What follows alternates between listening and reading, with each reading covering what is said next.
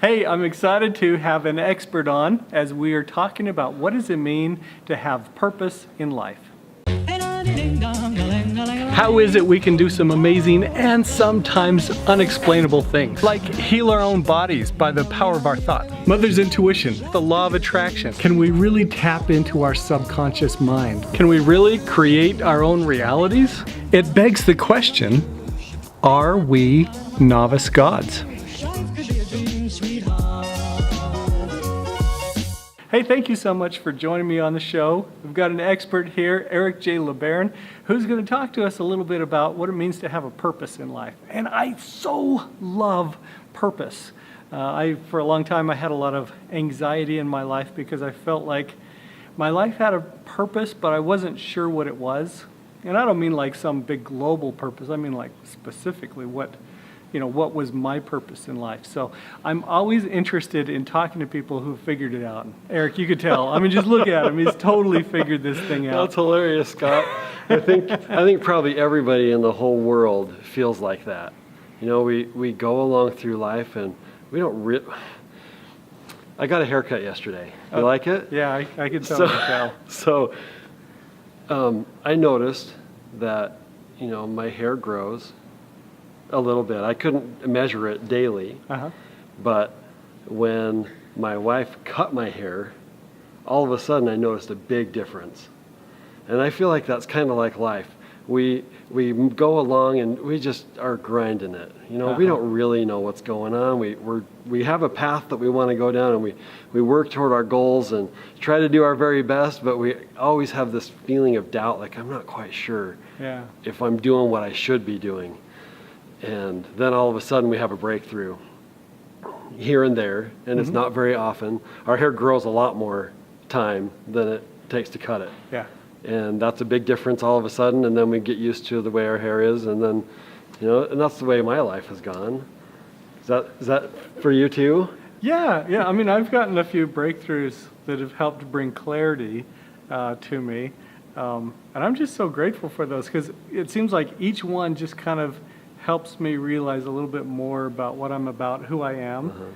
And to me, it relieves a lot of stress, a lot of anxiety. I think I've had purpose anxiety most of my life, because I'm so worried about this. I want my life to matter. I want to have significance in my life.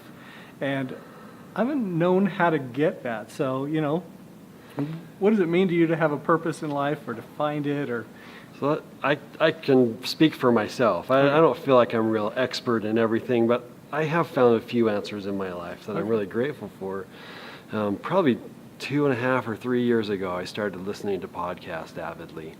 And one of my favorite ones is a guy named Pat Flynn. And he started telling the stories about how he got laid off, and that led to a really exploratory time in his life, and he worked really hard and figured, okay, I'm going to make this online business thing work. And so he did that. And so I'm listening, and he has interviews with multiple people all the time, and I got tidbits from each one of them, and I started thinking in my mind, well, what do I really want to do? Because I'm in corporate America, and I feel kind of tied down by that. There are things at home that I need to be home for more often, and so I've been trying to figure out, how do I get free? How do I do something? So I've thought about all sorts of different options I could do. In fact, I went and started buying stuff off the shelf and started selling it on Amazon. Okay. And then I was thinking about building software, because that's kind of what I do in my 9-to-5 job. And so I was looking for places, people with a need for software that would help them and give their business a boost or whatever they needed in their business. And so I was interviewing people to see where I could go with that. And it just didn't feel right. Yeah. None of those things really. So the Amazon thing, I just kind of let it go because I was consuming a ton of time. Okay. And, I was driving one day, and I realized that I have stories to tell. Yeah. And the stories, some of them are mine, but a lot of them are from my parents. My parents both came from terrible backgrounds where they were abused, neglected, and completely off a direction-filled, purposeful life. Yeah.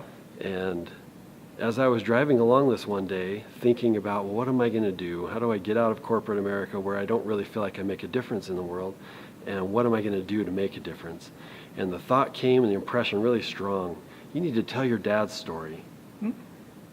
And so as I started thinking about that and contemplating it, it just brought more and more purpose to what I really want to do. I want to impact young people, especially's life. I want to help them to know that there's hope in life, that there's a purpose, that there's a way to win even if the odds are stacked against you.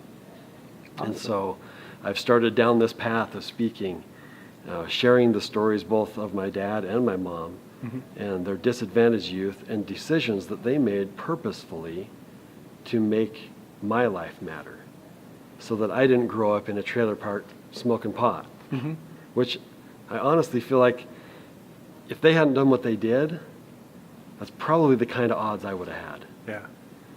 But instead, I have this normal life where I have all sorts of hope. I have opportunities. I've been able to get schooling behind me and graduate from college and have a lot of great experiences. And that dawning has really lent a purpose for everything that I do outside of work, my 9-to-5 job that I'm trying to work out of. You know? Yeah. Well, I love that you talked about kind of this inner desire, this you have this feeling, this unfulfillment inside of you, and you're like, how do I express this? How do I even know what this is? I love that you listen to your heart and kind of try to figure out what that means. And then when you had an impression, when you had a thought, you started doing it. So you said you had the thought to share your parents' story. What did you then do to fulfill that? So I had to first start out by documenting my parents' stories. Okay. Because they didn't have them written or taped, or there was no place I could go to say what are the stories and how do they fit. So I started spending Friday mornings. My dad went through a bout with cancer and had a couple of toes removed, and so he was on his back. He couldn't do anything that he normally did, and he's a pretty busy guy. But since he was down for those few months, I called him every Friday morning and recorded him on a Skype call. So, Dad, tell me, what are the turning points in your life? How did you go from where you were to who you became? And so he started telling me the stories. And I started documenting those and transcribing them by hand and, learning from his experiences how things evolved. Because his purpose ended up being for his children. Yeah. He had 9 kids. My mom and my dad had 9 kids. And everything that they did was purposely built for us to learn and to get what we need to succeed in life, where he wasn't necessarily given those things himself. Yeah. And my mom too. And so they set out to build this. They felt like work was a very important part of a person's well-being. Yeah. So we had plenty of work. I think one of the biggest things my dad did was he bought a milk cow. And we had to build a barn for it, and then we had to milk it morning and night every day, all my growing up years. And somebody asked my dad once, said, Larry, does that cow pay for itself? Is it really worth it? And he turned to the guy and said, you know what? I'm not raising cows. I'm raising boys. So I've grown up around my parents that had this desire just to make a difference in their kids' lives. They did a lot in the community as well, but I really feel like their purpose was to make my life good, and my brother's lives, and my sister. That's very cool. I like that. Well, thanks for sharing how you kind of had, these inner feelings and you followed it, and, some of the steps that you took to do that. So as you're listening, as you're thinking, okay, I have this ache inside. I have this, anxiety. What am I here for? What am I about?